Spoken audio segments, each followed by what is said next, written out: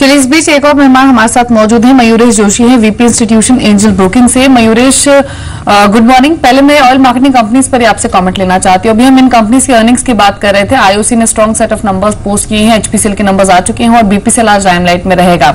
Strong search के बाद अब स्टॉक्स में हायर लेवल्स पर थोड़ी सी प्रॉफिट बुकिंग आई है और अपने फ्रेश टाइम हाई से ये थोड़ा सा रिट्रेस हुए हैं, लेकिन अप्रोच क्या रखनी चाहिए? ऑन डिप्स इन स्टॉक्स के एक्यूमुलेट करना चाहिए, कीपिंग इन माइंड कि स्ट्रॉन्ग परफॉर्मर रहा ये पूरा ही पैक, या फिर जो अभी भी स्ट्रॉन्ग प्रॉफिट्स में बैठे हैं उनको मौजूदा स्तरों पर थोड़े से प्रॉफिट्स लॉक कर लेने चाहिए?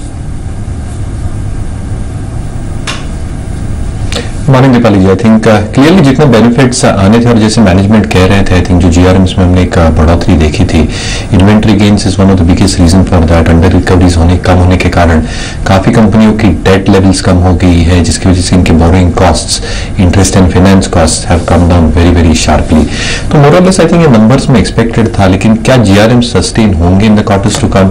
Singapore GRMs have shown a decline, तो आई थिंक इट्स मोर और less a play in my opinion on how the stocks can perform on the refining side of the business, जो highly कमोडिटाइज्ड है। और मुझे लगता है आई थिंक रिफाइनिंग बिजनेस थोड़ा pressure में रह सकता है, at least as far as GRMs are concerned. Marketing side पे yes, I think there is still scope for marketing margins to increase, specifically on the diesel side, जिसकी वजह से उनकी जो ईपीएस होती है सेंसिटिविटी एनालिसिस के हिसाब से, I think that can have some amount of respite. तो मुझे लगता है HPCL has got the maximum exposure towards marketing. IOC BPCL more और less is a mix of refining business dominating their businesses. तो मुझे लगता है I think at the current juncture एक ट्रेडिंग मोमेंटम बना रह सकता है स्टॉक्स में, लेकिन fundamentally I think I still wait for declines to buy into the stocks, and within the stocks जैसे मैंने कहा HPCL would be your preferred pick. जी मयूरेश, एक दो स्टॉक्स और आई थिंक मैं आपसे पूछना चाहूंगा, थोड़ा छोटे ही रखिएगा जवाब क्योंकि इंडिकेटिव एक्शन की तरफ जाने वाले हैं हम, जो कि आपने लार्ज कैप में पिक किया हो हाल फिलहाल में, आई मीन पोस्ट नंबर्स आपने पिक किया हो, आई मीन आपने बीपीसीएल पर ऑयल गैस पे आपने ला रखी, आपने बैंकिंग में, आपने आईटी में, आपने ऑटो में जो पिक किया हो, आपने क्लाइंट्स को एडवाइजरी इशू करी हो हाल फिलहाल में?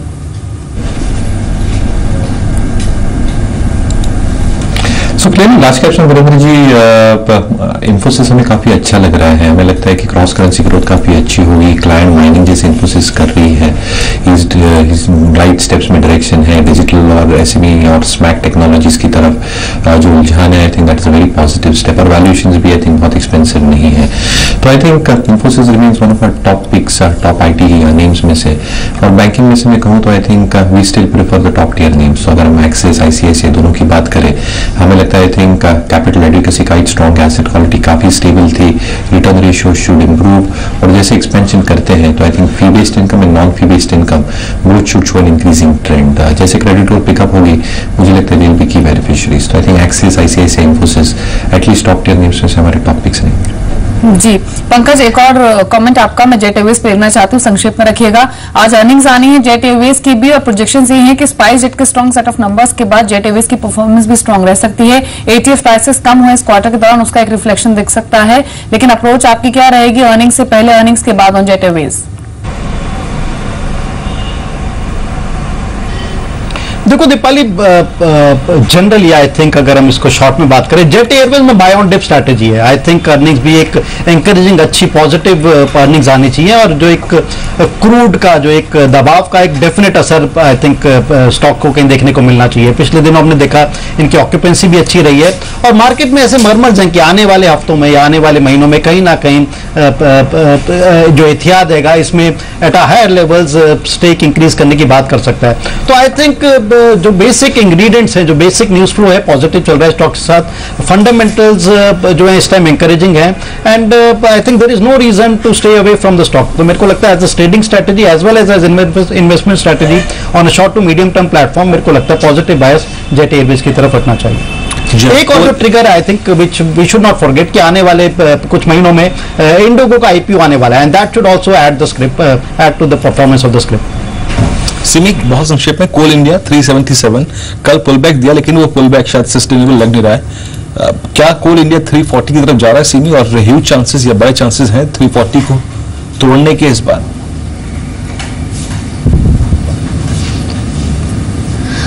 देखिए बिल्कुल सही कहा, कल का जो रैली था वो सस्टेन करेगा कि नहीं वो मतलब समझ में नहीं आ रहा है। कल का रैली भी आया था और क्लोजिंग भी एक मतलब हायर साइड पर ही हुआ था, तो वो देखूंगी। पर मुझे लगता है कि जैसे अब सेल ऑफ इसमें आया है, अब वापस major support area minimum test करने के लिए शायद नीचे भी जा सकता है।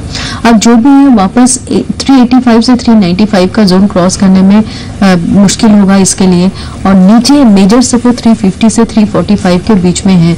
अगर 385 से 95 का रेंज ये क्रॉस नहीं किया, या कल का रैली जो कल मोमेंटम ये दिखाया था वो मोमेंटम आज सस्टेन नहीं किया, तो ये वापस नीचे जा सकता है। और ओवरऑल मुझे लगता है कि जो मेजर सपोर्ट 350 है वहां तक तो मिनिमम ये स्टॉक जा सकता है।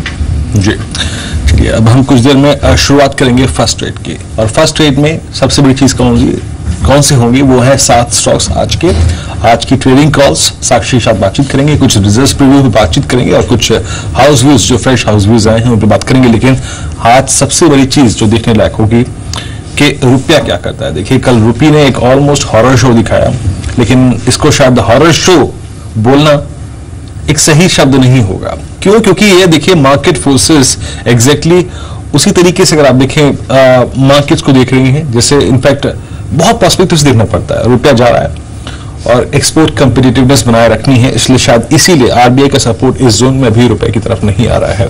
तो देखना पड़ेगा एग्जैक्टली आज आरबीआई की रणनीति क्या होती है, किस लेवल पे वो रुपए को सपोर्ट करती है। लेकिन शुरुआत करते हैं फर्स्ट ट्रेड की, और शुरुआत करते हैं फर्स्ट ट्रेड की अब तक की सुर्खियों से।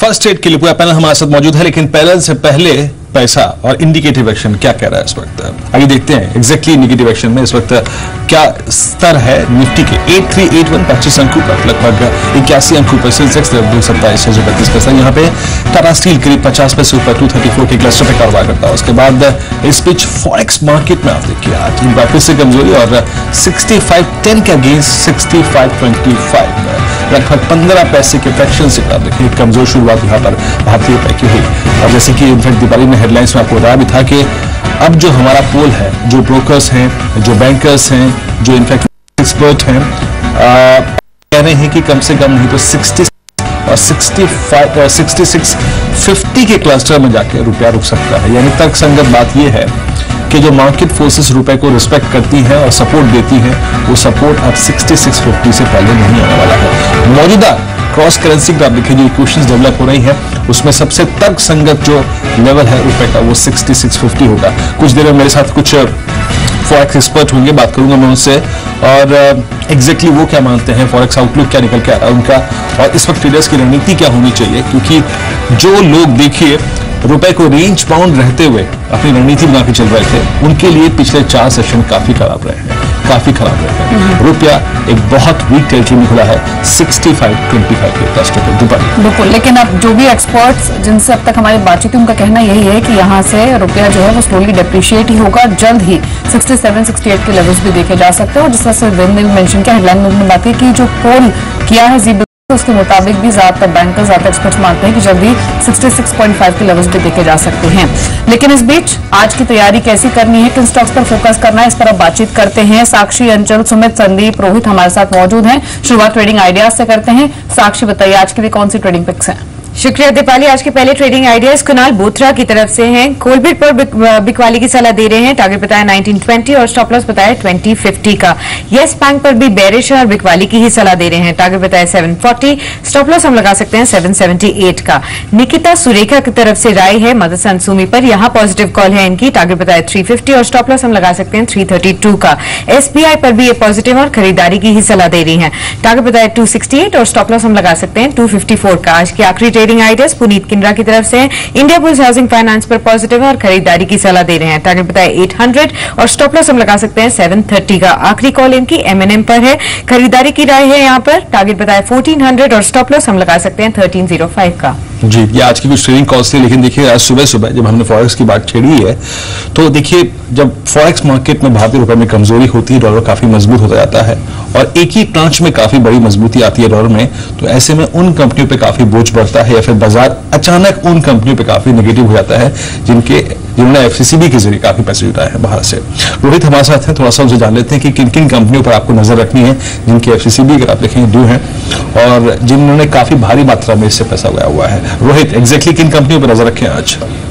शुक्रिया वीरेंद्र। अगर जैसे कि आपने बोला कि यहाँ पर रुपए में 2 साल के निचले स्तर पर रुपया चल रहा है और समय का डॉलर के मुकाबले काफी कमजोरी चल रही है और माना जा रहा है जैसे कि अपने एक्सपर्ट्स बोल रहे हैं कि 67 तक के यहाँ पर लेवल्स देखने को मिल सकते हैं। तो उन कंपनियों पर यहाँ पर ज्यादा दिक्कत फेस करने वाली है वो कंपनियां जिन्होंने एफसीसीबी रेज किया है। एफसीसीबी यानी कि फॉरेन करेंसी कन्वर्टेबल बॉन्ड, जो कंपनियां इशूअर जारी करते हैं bonds, convertible bonds other than there domestic currency, यानी कि रुपए को छोड़कर दूसरे करेंसी में जो उन्होंने कन्वर्टेबल बॉन्ड्स के जरिए रकम जुटाई होती है, वो यहाँ पर उनको यहाँ पर दिक्कत होने वाली है क्योंकि रुपया यहाँ लगातार डेप्रिशिएट होता जा रहा है और उससे वजह से उनको जो कूपन पेमेंट्स हैं उनमें यहाँ पर बढ़ोतरी होगी क्योंकि उन्हें डॉलर में पेमेंट करने होंगे और उसकी वजह से ज्यादा रुपये खर्च उनको शेल आउट करने पड़ेंगे, तो उसका बोझ उनको पड़ेगा। क्योंकि ज्यादातर जो कंपनियों ने यहाँ पर, जैसे कि आप बात करें टाटा स्टील या फिर जेपी पावर, जो भी हाल में जहाँ पर डिफॉल्ट करने तक की नौबत आ गई थी और फिर वहाँ पर एक्सटेंशन मिला था, तो उन सारी कंपनियों को यहाँ पर दिक्कत होने वाली है क्योंकि यहाँ पर लगातार जो रुपये डेप्रिसिएशन है उससे नेगेटिव इंपैक्ट पड़ेगा। अगर आप आंकड़ों की बात करें 2015-16 में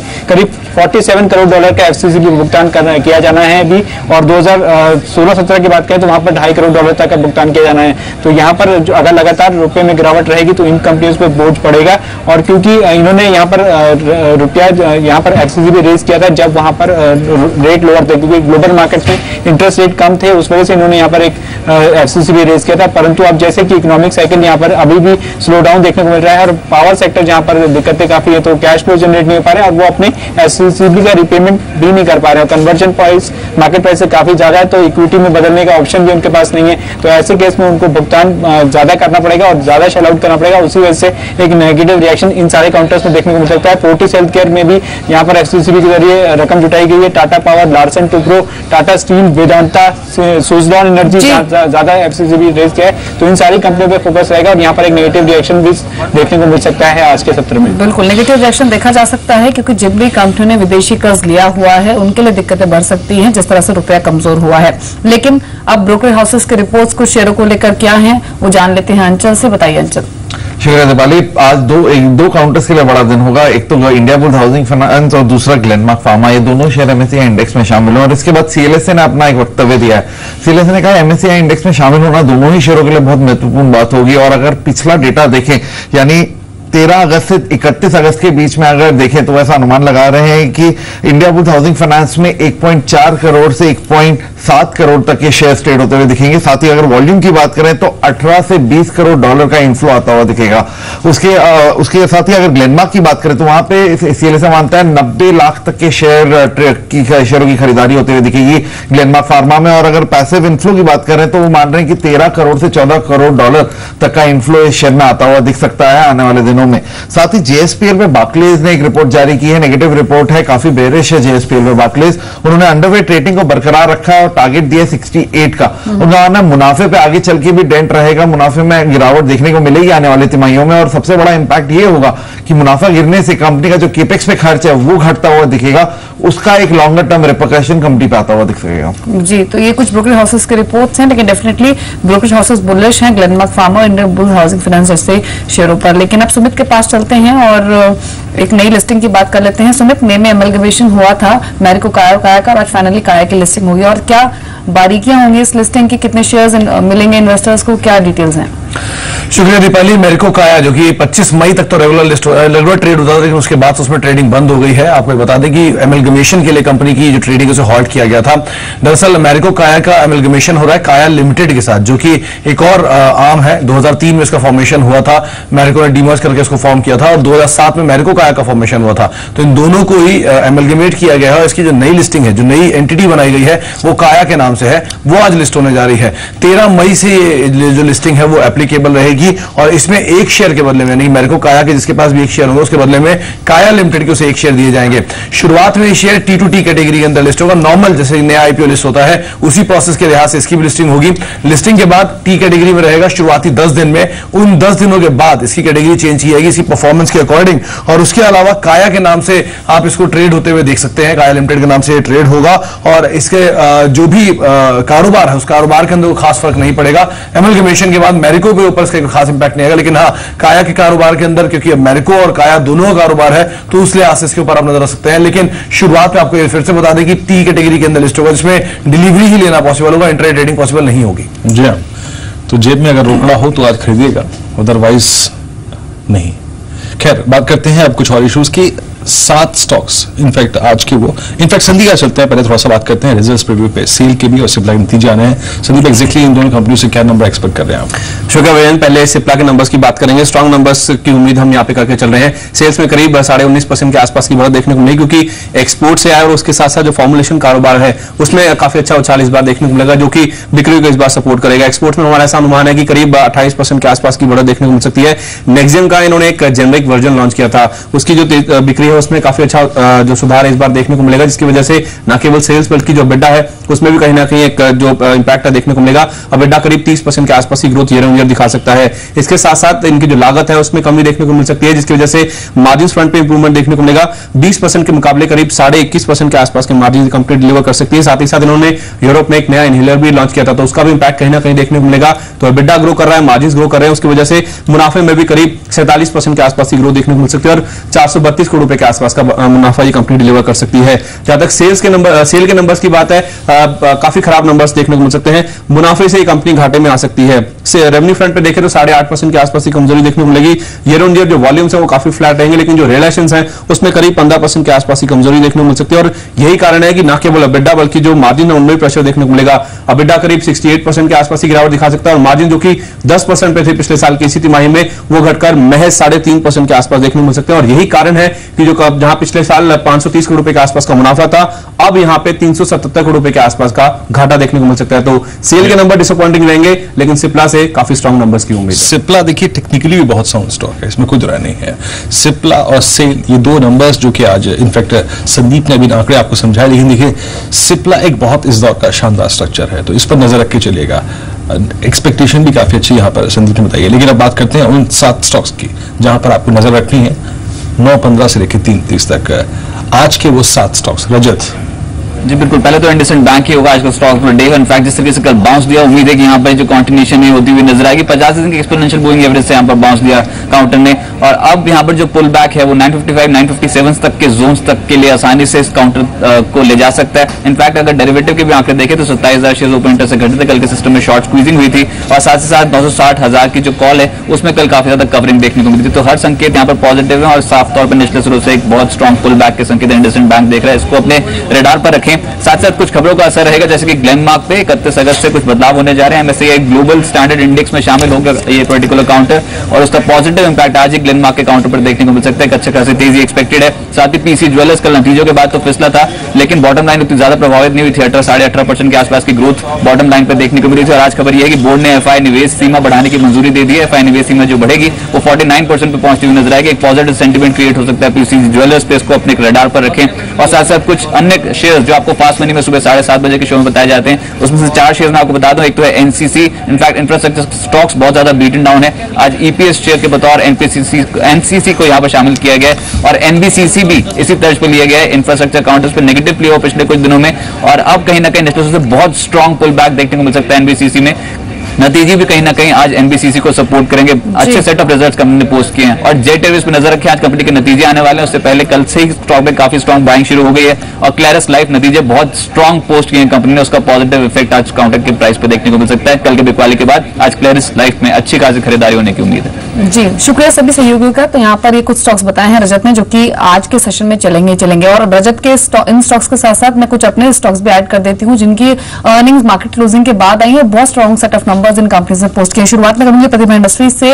99% तक का सर्ज कंपनी की प्रॉफिटेबिलिटी में दिखा है। टोटल इनकम में भी 9% का इजाफा रहा है। तो आज एक तेजी स्टॉक में एक्सपेक्ट की जा सकती है। एक रिफ्लेक्शन ऑलरेडी आप देख सकते हैं, इंडिकेटिव एक्शन में दिख रहा है। 6.25% ऊपर प्रतिभा इंडस्ट्रीज का शेयर ट्रेड कर रहा है, नजर रखिए शेयर पर। साथ ही DCM लिमिटेड, यहां कंपनी घाटे से मुनाफे में आई है। बीती साल की इसी तिमाही में कंपनी को 5.25 करोड़ का घाटा था और इस बार करीब 4 करोड़ का मुनाफा कंपनी ने पोस्ट किया है। अभी फ्लैट है, अभी थोड़ी सी कमजोरी दिख रही है, लेकिन तेजी तेजी रह सकती है स्ट्रॉन्ग अर्निंग्स के बाद। एनबीसीसी के ऑलरेडी हमने शो के दौरान बातचीत की, प्रॉफिट्स 31% बढ़े हैं और इनकम में भी 38% तक का सर्ज दिखा है और शेयर इंडिकेटिव एक्शन में 4.25% ऊपर ट्रेड कर रहा है। वाडीलाल इंडस्ट्रीज यहां भी अर्निंग्स जो है वो बहुत स्ट्रॉन्ग रही हैं, 58% की ग्रोथ पैट फ्रंट पर दिखी है और जो टोटल इनकम है वहां भी 9% के आसपास का इजाफा दिखा है, हालांकि शेयर प्रॉफिट बुकिंग में है। डायमंड इंफ्रा यहां भी एक टर्न अराउंड हुआ है, 20 करोड़ के घाटे के मुकाबले कंपनी ने इस तिमाही में 4.25 करोड़ का मुनाफा पोस्ट किया है और देखिए शेयर 9.5% ऊपर ट्रेड कर रहे हैं इंडिकेटिव एक्शन में। लॉयड इलेक्ट्रिक एक और शेयर है जिसकी अर्निंग्स अच्छी रहे हैं, 50% से ज्यादा का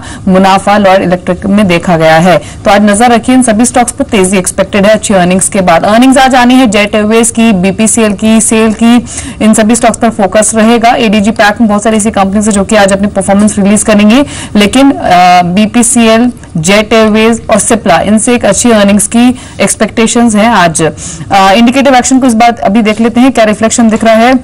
निफ्टी इंडिकेटिव एक्शन में 46 पॉइंट्स की तेजी लेकर ट्रेड कर रहा है 8402 के लेवल पर। सेंसेक्स में बढ़त है और मिड कैप्स आज भी मोमेंटम दिखा सकते हैं, करीब 84 अंकों की बढ़त मिड कैप इंडेक्स में भी देखी जा रही है। बहुत सारे शेयर्स है जहां पर आज न्यूज फ्लो है। Glenmark pharma, Indiabulls housing finance की तो हमने बातचीत की ही थी, जिन्हें एमएससीआई इंडेक्स में जगह मिली है, अच्छी तेजी एक्सपेक्ट की जा सकती है इन शेयरों में। इसके अलावा आज खबर है अशोका बिल्डकॉन पर भी। अशोका बिल्डकॉन को एनएचएआई से करीब 800 करोड़ का ऑर्डर मिला है और शेयर करीब 3% की बढ़त के साथ इंडिकेटिव एक्शन में ट्रेड कर रहा है। नेटको फार्मा पर भी खबर है, एफआईपीबी से मंजूरी मिली है 450 करोड़ जुटाने की। आईडीबीआई बैंक पर भी न्यूज फ्लो है, शेयरधारकों से मंजूरी मिली है 26,000 करोड़ तक रकम जुटाने की। तो एक बड़ा अमाउंट कंपनी रेज करने का प्लान करे जिसकी शेयर होल्डर से नॉट मिल चुकी है। पीसी ज्वेलर्स बोर्ड ने एफआई निवेश सीमा बढ़ाने को मंजूरी दे दी है और जो सीमा बढ़ाकर 49% करने का अप्रूवल मिला है। मार्केट्स इस बीच खुल चुके हैं और 46 अंकों की बढ़त के साथ निफ्टी खुला है 8407 के लेवल पर। वीरेंद्र, शानदार तेजी और लगभग 8400 ही क्लस्टर के ऊपर यहाँ पर निफ्टी खुला, 0.5% की तेजी है और इनफैक्ट देखिए एसजेएक्स निफ्टी आउट परफॉर्मेंस दे रहा था और आउट परफॉर्मेंस इस वक्त निफ्टी ने उससे कहीं ज्यादा दी है, लगभग 150 अंकों पर सेंसेक्स 27,698 स्तर पे ऑलमोस्ट 27,000 का स्तर जो है पार कर चुका है इस वक्त, माफ कीजिए 27,700 के स्तर पे। आगे बढ़ते हैं, सेट ऑफ स्टॉक्स को देखते हैं जहां पर तेजी है। आज पीएनबी अगर आप देखें शानदार तेजी दिखाता हुआ, उसके बाद bank of Baroda, Sun Pharma, IndusInd bank, Zee business का स्टॉक ऑफ द डे, इसमें अच्छी काफी खासा मूव है। वेदांता और सिप्ला लगा देखिए कुछ कंपनी जहां पर स्ट्रेंथ देखने मिल रही है और बैंकिंग की स्ट्रॉन्ग प्रेजेंस है। आप देखिए फर्स्ट स्लाइड में काफी स्ट्रॉन्ग प्रेजेंस थी, उसके बाद Asian paints, yes bank, SBI, Lupin, Grasim, Vedanta और देखिए इससे परफेक्ट शुरुआत नहीं हो सकती अगर बैंक निफ्टी कंट्रीब्यूट कर रहा है। देखिए बैंक निफ्टी ने कल 18,000 में तोड़ा, इसने कल पुल बैक दिया उस रेंज से, इसने 18,098 से पुल बैक दिया और इस वक्त फर्स्ट 12 स्टॉक्स की स्लाइड में स्ट्रॉन्ग प्रेजेंस बैंकिंग की होना ये इंडिकेट कर रहा है कि आज पुल बैक के स्ट्रॉन्ग चांसेस हैं। आगे बढ़ते हैं, जरा एक बार लूजर्स की श्रेणी को देखते हैं। टेक महिंद्रा आज आईटी बैकफुट पे है। एक्सिस बैंक ये एक बैंकिंग काउंटर जो कि लूजर्स में खड़ा है। उसके बाद कोल इंडिया, एनएमडीसी, टाटा स्टील्स, तो मेटल्स और आईटी आज कहीं ना कहीं प्रॉफिट बुकिंग की ग्रिप में है। आगे बढ़ते हैं, stock of the day IndusInd bank अब लगभग 1.25% ऊपर, जी बिजनेस का स्टॉक ऑफ द डे करीब 11 रुपए 65 पैसे ऊपर और देखिए 933 के ऊपर निकलना इस स्टॉक के लिए सबसे महत्वपूर्ण बात थी और ये उसके ऊपर खुला है। दैट मींस ह्यूज चांसेस है कि ये स्टॉक कैपिटलाइज करे और 960 की टेरिटरी को छुए, तो बहुत अच्छा रिस्क रिवॉर्ड रेशो इस काउंटर में इस वक्त इंडसइंड बैंक में है। आगे बढ़ते हैं, स्टॉक ऑफ द डे के बाद एमएससीआई ग्लोबल स्टैंडर्ड इंडेक्स से बाहर होगा जेएसपीएल और स्टॉक पे इंपैक्ट देखिए मल्टी ईयर लो जेएसपीएल की ट्रेडिंग करियर का 73 के बाद अगर आप देखें almost 70, now 6380, huge under performance और आई थिंक अब उस पे एमएससीआई की मोहर लगी और कई 4.25 रुपए काउंटर नीचे अपने ट्रेडिंग करियर के अब तक के सबसे लोअर लेवल्स के आसपास खिसकता हुआ ये stock multi year low, I mean almost decade low JSPL पे। आगे बढ़ते हैं, इसके बाद कुछ और काउंटर से बात करते हैं। बैंकिंग स्टॉक्स हर निशान विजिबल है। देखिए बैंकिंग की गेनर्स से जो प्रेजेंस होती है ना वो इंडेक्स के मूव को काफी वाइब्रेंट बनाती है। SBI, ICICI bank, Axis bank backfoot पे खड़ा है, लेकिन अगर आप यूनियन बैंक को देखें, बैंक ऑफ बड़ौदा को देखें, बैंक ऑफ इंडिया को देखें, इन सभी काउंटर्स में स्ट्रेंथ है। और देखिए इस स्क्रीन में खासियत क्या है, जिसे कहते हैं ना एक अच्छा ब्लेंड, एक अच्छा अगर आप देखें मिक्सचर है यहाँ पर लार्ज कैप, मिड कैप और प्राइवेट और पीएसयू स्पेस का। सिर्फ अगर आप एक एक्सिस बैंक को छोड़ दें तो इसे एक अच्छा कॉम्बिनेशन कहेंगे आप। मैं कुछ देर में बैंक निफ्टी को देखूंगा, लेकिन उससे पहले कुछ और सेट ऑफ स्टॉक्स को देखता हूँ। ये रहा आपकी स्क्रीन पे banking strong and stable at higher levels, 1.5% का गेन अगर आप देखें मामूली बात नहीं होती। और आगे बढ़ते हैं प्लीज नतीजों का असर। राजेश फ्रूट्स क्या स्टॉक रहा ये इस दौर का, आई मीन 150 रुपए पे था ये स्टॉक, 6 महीने में तस्वीर बदल गई। एक 22 रुपए ऊपर। गैमन इंफ्रा एनबीसीसी शानदार नतीजे 47 रुपए पर खुला है। डीएलएफ के नंबर्स के बाद करीब 1.5 का इजाफा और टेरिस लाइफ साइंसेज 231 क्लस्टर पर लगभग 10 रुपए का इजाफा। यहाँ पे ये सारे के सारे अगर आप देखें, अगर मैं सिर्फ एक गैमन इंफ्रा को छोड़ दूं तो बाकी सारे शानदार स्टॉक्स रहे हैं, एक डीएलएफ और एक गैमन को छोड़ के। आगे बढ़ते हैं। आईटी शुरू की शुरुआत कैसी हुई है? Infosys still stable, still higher levels, करीब 8 रुपए ऊपर है। ये जो शुरुआत इसने की थी इस हफ्ते के सोमवार को, वो अब तक कंटिन्यू कर रही है। टीसीएस ठीक है, एचसीएल टेक्नोलॉजीज ठीक है, टेक महिंद्रा बैकवुड पे खड़ा है, लेकिन रेपो लगभग 1 रुपए पर बिल्कुल स्टेबल कारोबार करता हुआ 572.35 के स्तर पे। आगे बढ़ते हैं। आईटी शुरू के बाद यहाँ पे फर्स्ट रेट में Torrent Pharma, Rajesh Exports, JVF Industries, Ashoka Buildcon, Vadila Industries, ये कुछ मिड कैप के सुपरस्टार्स हैं जहां पे काफी तेजी है। नजर रखिएगा इन सेट ऑफ स्टॉक्स पे। ये ऐसे स्टॉक्स हैं जो कि पूरे दिन कैपिटलाइज करते हैं। निफ्टी 8390 के क्लस्टर पे थोड़ा सॉफ्ट हुआ है, लेकिन अभी भी 34 अंक ऊपर। एक बार प्लीज बैंक निफ्टी देखना चाहूंगा। देखिए बैंक निफ्टी 18264 के स्तर पे अभी भी अपने सप्लाई जोन, यानी इस जोन का जो सप्लाई जोन है वो है 18413, 18565, 18413 और 18565, लेकिन अभी भी काफी बड़ा फ्रैक्शन है। आई थिंक जो निफ्टी के चलने की पॉसिबिलिटी इस इंडेक्स पे डिपेंड करती है। सिर्फ इस ओपनिंग पर है आपकी।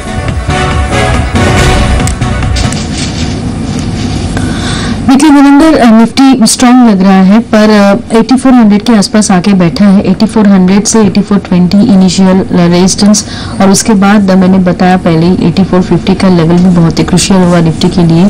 आज का दिन अगर निफ्टी इस दोनों हार्डल को क्रॉस करके सस्टेन करता है तो एक अच्छा रैली नेक्स्ट वीक देखने को मिल सकता है।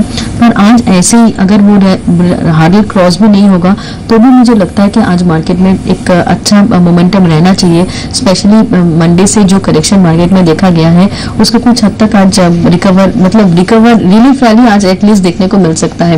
एक मेजर सपोर्ट के आसपास से मार्केट ने घूमा है। निफ्टी ऑलमोस्ट 200 डे को छूने जा रहा था और जब उसके बाद रिकवर किया था तब लग रहा था कि 100 डेमा के आसपास आके ये रुकेगा, वैसा ही हुआ। 8415 के आसपास निफ्टी का 100 डेमा है और उसी के आसपास आज का दिन के रेजिस्टेंस भी है। 84.9 का हाई बनाया है, 84.15 का 100 डेमा है। वो दोनों लेवल फिलहाल क्रॉस करना पड़ेगा, उसके बाद 84.50 वो भी एक क्रूशियल हार्डल ही होगा। जी, इस बीच आप वाडिला इंडस्ट्रीज को देखिए 8.5% ऊपर अप ट्रेड करा है 737 के लेवल्स पर। स्ट्रॉन्ग अर्निंग्स का रिफ्लेक्शन शेयर पर साफ तौर पर देखा जा रहा है। साथ ही मजबूती है ग्लेनमार्क फार्मा, एसआर पोर्ट्स जैसे स्टॉक में। मयूरेश, अभी मार्केट ओपनिंग से पहले मैंने कुछ mid cap small cap stocks का जिक्र किया था जिनकी अर्निंग्स बहुत स्ट्रॉन्ग रही है। डेफिनेटली उनमें एक वाडिला इंडस्ट्रीज है, प्रतिभा इंडस्ट्रीज है, एसआर पोर्ट्स है, डीसीएम लिमिटेड। इन कंपनीज की जो अर्निंग्स है वो काफी स्ट्रॉन्ग रही है। कहीं पर तो हमने टर्न अराउंड भी देखा है, जैसे कि गैमन इंफ्रा। किसी स्टॉक पर आपकी अप्रोच रहेगी या फिर बेट करने की सलाह देंगे? सो क्लियरली दीपाली जी हम ट्रैक नहीं करते, लेकिन अगर हम मिड कैप अर्निंग्स की बात करें तो मुझे लगता है बजाज इलेक्ट्रिकल ने एक बहुत स्ट्रॉन्ग शो पेश किया था। ईएनपी में जैसे इनकी रिकवरी हुई है, ऑर्डर बुक जैसा है, मार्जिन एक्सपेंशन काफी एविडेंट होगा। LIC housing is equally something that we like. Cost of fund नीचे आए हैं, यील्ड्स काफी स्टेबल है, एसेट क्वालिटी काफी स्टेबल रह चुकी है। मुझे लगता है earnings momentum can be pretty robust there as well. Inox wind एक तीसरा काउंटर है जो अच्छा खासा करेक्ट हो गया है from the day the results were announced. But मुझे लगता है जैसे इनकी ऑर्डर बुक बिल्टअप हो रही है, जैसे मार्जिन एक्सपेंशन होगा और जैसे royalty payment will be out of the books in FY16, valuations के तौर पे भी अट्रैक्टिव लग रहा है। Margin should come back to that 18% in 2 years। इस बीच कुछ सेट ऑफ स्टॉक्स जहां पर हम तेजी खेल सकते हैं, मैं कोई ट्रेड लोकेट करने की कोशिश कर रहा हूं। अब तक कोई ट्रेड नहीं मिला है, लेकिन मैं ढूंढ रहा हूं कोई ना कोई ट्रेड सुबह अगर अच्छा मिले। पंकज, इन ओपनिंग टिक्स के साथ आपको कोई स्टॉक लग रहा है इंट्राडे के लिए अच्छा?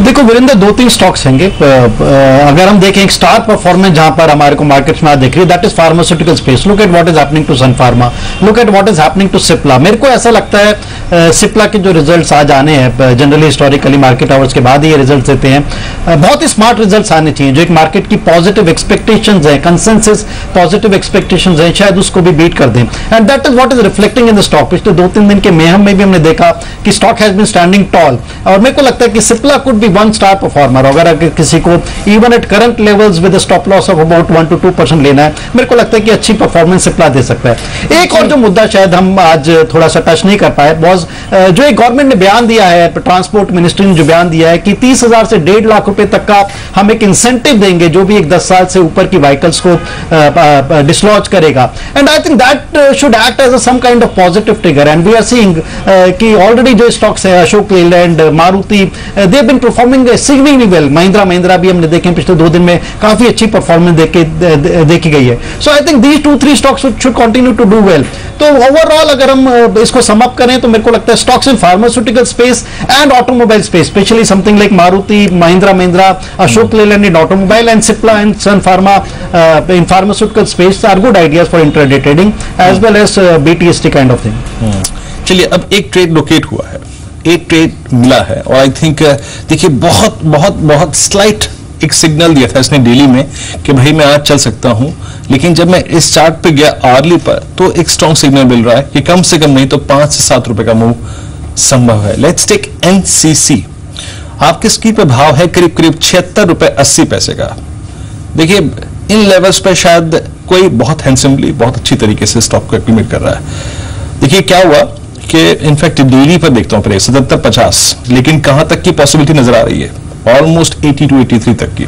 77-65 मेरे ख्याल से रुकेगा नहीं काउंटर ये। एक लेवल जिसको मैं शायद अगले बात करते करते देखना चाहूंगा कुछ देर के लिए, वो है इनफैक्ट मैं थोड़ा सा बारीकी से देखूं तो 77 रुपए 80 पैसे, वो एक क्रिटिकल लेवल रहेगा। 77-80 उसको पार करने में थोड़ी दिक्कत आएगी, लेकिन अगर वो पार होता है तो बहुत स्ट्रांग पॉसिबिलिटी 81 to 82 की होगी आज इंट्राडे से पर्सपेक्टिव से। 77-45 याद रखिए, 77-80 सबसे स्ट्राइकिंग लेवल रहेगा, क्योंकि मेरी स्क्रीन पे जो चार्ट है वो है इस वक्त इंट्राडे चार्ट्स। आर्ली मैंने उसको 10 मिनट पे कन्वर्ट किया, यस एग्जैक्टली वही, और अभी तक बिल्कुल ठीक चल रहा है। सिमी, डेली पर रिवर्सल के चांसेस लग रहे थे, आर्ली को देखूं, 10 मिनट्स को देखूं, 5 मिनट्स को देखूं, तो लगता है कि करीब 1.5-2 रुपए के स्टॉप लॉस के साथ एक ट्रेड बनता है यहाँ पर। I am just asking about 75 रुपए बताओ स्टॉप लॉस के, 2.5 रुपए वैल्यू एट रिस्क, और अभी भी 85 to 83 की जो संभावना है वो कितनी लगती है आपको? 77-65 क्या कहती हैं आप?